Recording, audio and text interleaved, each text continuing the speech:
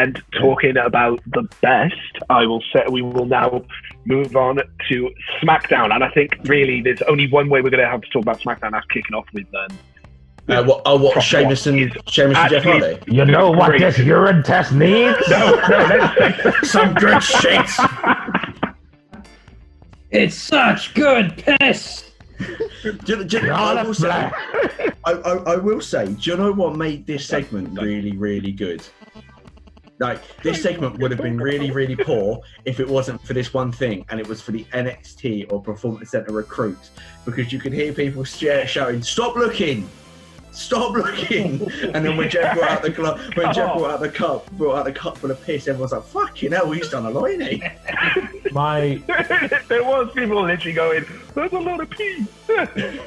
Stop looking. It was the most. It was the most personality we've had from a crowd.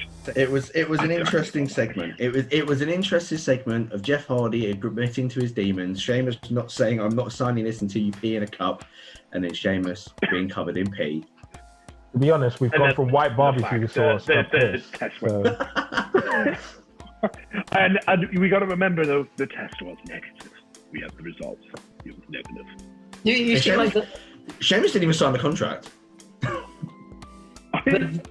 No, well, to be honest, he was covered in piss. Fair point. The stills from that are so good though. He just gets it like absolutely, like it looks perfect. It was very good. It just like splashes and like the shot they got at that moment. Also, I got to give a shout. It popped me massively watching it. I think the second time, as soon as he throws it, the Doctor just legs it out of the ring. It just to be fair, like, he knows how shit goes down. Yeah, would you not? I mean, I was surprised they were there for the contract signing. It's a contract signing in WWE. Shit always goes. Well, this is the case, piss goes down, but normally shit goes down. Yeah. God damn you, Pritchard. Oh, that's good shit. We're gonna get. What? We can't have shit anymore. We can't have shit. Okay, screw it. Get the pee. Get the pee. Can we just talk about the color that looks like pee? No, don't actually pee. What's going to happen next time? What's going to happen next time? So I've got this, and it was darker than this. It was like apple. It was clearly apple juice. I've it wasn't going to be anything else. And it was thicker than this. It was more like this colour, wasn't it? Look at that. It was more like what Rhys has got. What Rhys has got in his hand. Brewdog Clockwork Tangerine. Yeah, it looked like he hadn't peed in a very long time, or drunk anything in a very long time. Oh, it was maybe bleeding internally. All they said, he's dying. That's why his teeth that colour. He's dying. On to an interesting result. So though. Yeah, that was a whole segment. Yeah, so we had, well, obviously WWE are promoting Edge versus Randy Orton as the greatest wrestling match ever, except it happened 2 days before the actual pay-per-view with AJ Styles and Daniel Bryan, with AJ Styles winning the Intercontinental Championship. Now, this match was just as good as anyone could have expected. What makes me laugh is everyone's gone, "Oh, AJ's done every title." He's not won any tag titles.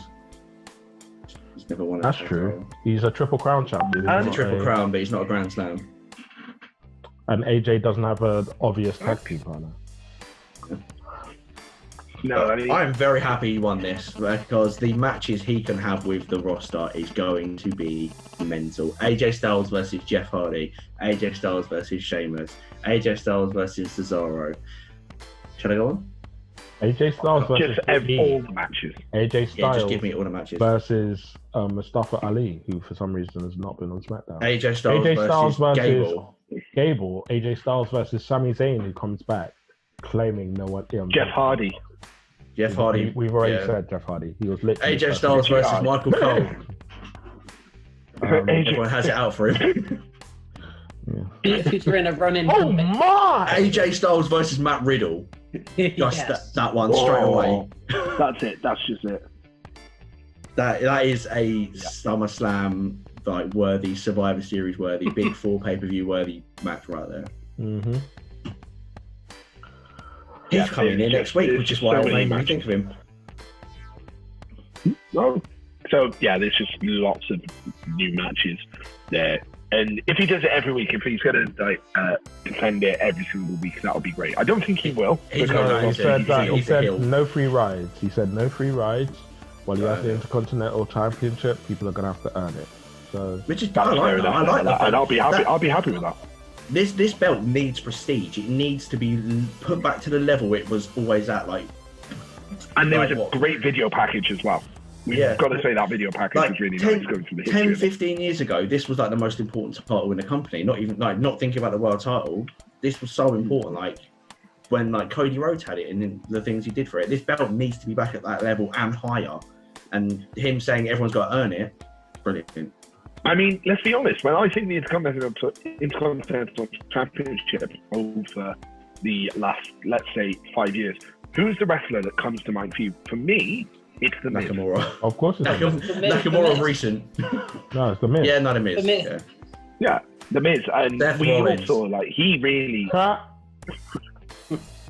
Roman Reigns, when he used to wear it on his shoulder, that was a really random title reign. I bet you forget he even had it. He didn't do a lot. Can we remember Braun Strowman had it for a little bit as well? Yes, we can. That was like a couple of weeks ago. My favorite thing is that on paper, Sami Zayn is the perfect Intercontinental Champion for the company to have. But of course, they had to turn him heel and make him not wrestle and then give it to him because that's the way that WWE works. They suck the fun out of everything.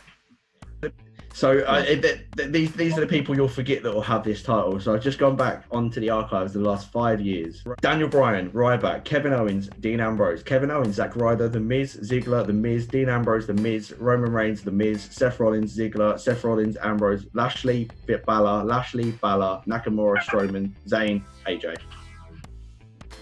Yeah. It's been a while since the Miz has had it. The Miz last held it in January 22nd, 2018, lost it on April 8th, 2018 at WrestleMania 34. You guys can clip this if you want, but I don't see the Miz holding it for at least 3 months. I don't think, if the Miz holds it one more time, he is equal Reigns. He's equal Reigns of 9 to Jericho.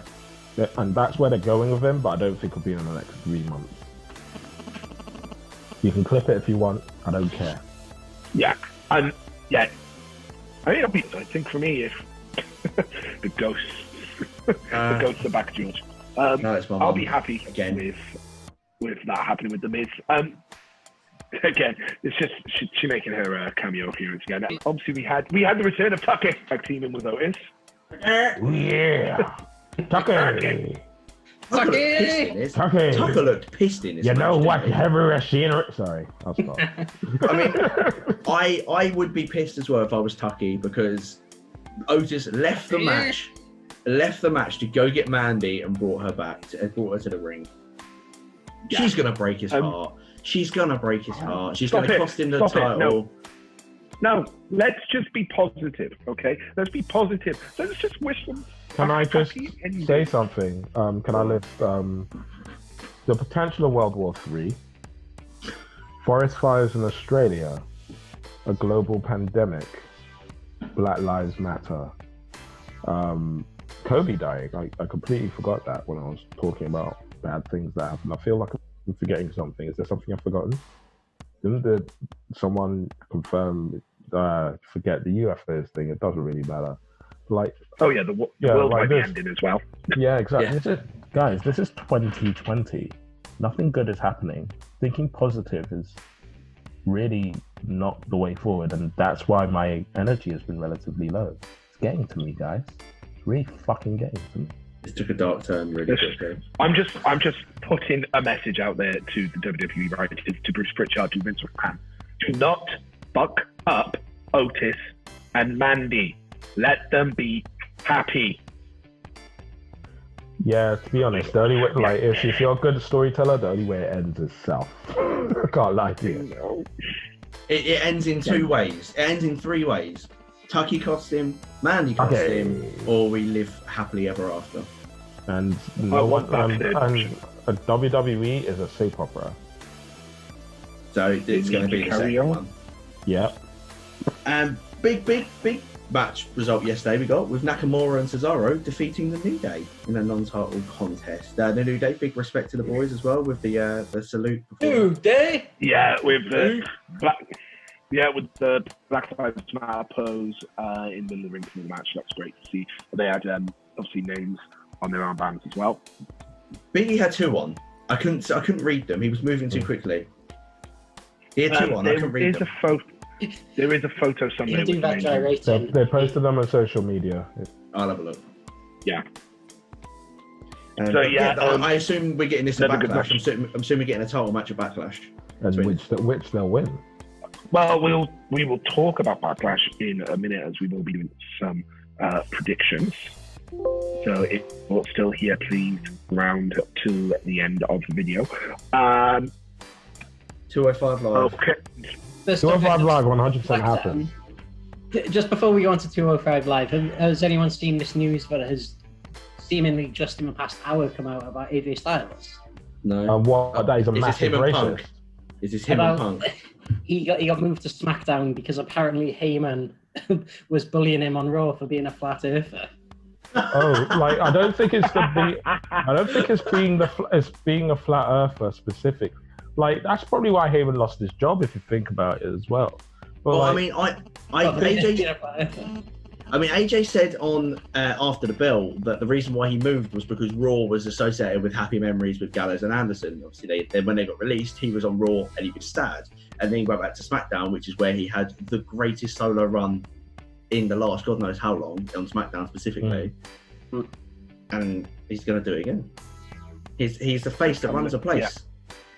He's the champ.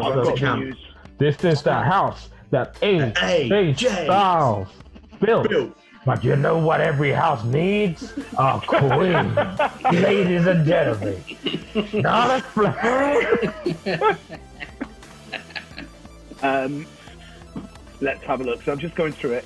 Reportedly, Heyman's departure from running Raw Creative was due to his goal of building new stars and pushing the wrong people in the pushing the wrong people. Apollo Crews. Apparently, one of the men could be pushing more prominently was AJ Styles. So my favorite thing in life is that the original rumor with Heyman being given Raw was that he was meant to get people over that weren't already over. So and he has. Yeah, my guy. But he's done that brilliantly. I was going to say, my guy, what do you want from him? He's got Murphy, Austin Theory, Aleister Black, Apollo Crews, Andrade, Angel Garza, AJ Garza, Lashley, MVP. Yeah. MVP was Drew. Drew, yeah. He's done brilliantly on Raw. You can see how much it's improved. It wouldn't shock me. Go on, Joe. If that was his remit, he's done amazingly. Yeah. Yeah. The fact if he's been punished for what was given as his remit, what the fuck?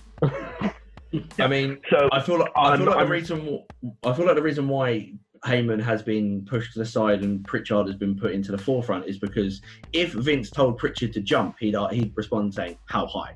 He would always say yes. He'd change everything. Well, actually, Heyman ain't gonna do that. He'd be like, yeah. So this feud needs more bodily fluids. Are you thinking dog food or piss? Okay, so this let's have a look. Needs a little bit more razzmatazz. Ladies and gentlemen. Sorry. We all know Vince ultimately he's very heavily involved still. He has the last say on everything. So I think after obviously XFL which crumbled. Crumbled. He has taken a more hands-on approach again. I'm just reading. Apparently, this is from Sportskeeda journalist Tom Colahue, said there was a lot of disappointment higher up that Paul Heyman was not able to do more with AJ Styles when AJ Styles was on Raw. But really, outside of the Undertaker feud, he spent a while on the US title scene and didn't really have that many great storylines to sink his teeth into. So, and apparently, what else was there? Apparently backstage right now with everything going on in the world, the only person really getting on AJ Styles' case. AJ Styles' views, and a lot of them have been seriously questioned more now than ever by a lot of people backstage. Allegations, obviously, from Punk there on social media. And yeah, apparently there is, as Rhys said, there's been a lot of situations where AJ Styles has been mocked, and he really wasn't liking war. Because Randy Orton... Something to a gay community? Maybe AJ Styles just loves brother love. Randy Orton was on Corey Graves' podcast the other day, and Randy basically told the story about this. I didn't know if it was like a rib or not, but like the more I hear, the more I start to think maybe he thinks the earth is flat. Can you believe as well that Randy Orton didn't buy a plane? Can you believe that that was a joke? Because I did. I'm so confused. Like, I don't know. I'm just gonna take charge of this and move on. So, Ladies, Joe, the story is that he put a picture of himself on Instagram saying he bought a plane. It was a picture of himself on a private plane, and everyone believed him. Even The Undertaker texted him saying, "Well done." But he was taking a piss. So, like, that is the most wholesome story I know about Randy Orton on the internet. Apart from the fact no, that one of his Austin Theory one is much more wholesome. No, like, apart from the whole, he's now Black Lives Matter after. George, shush, George. No, thank you so much for cutting me off there. I would have carried on talking.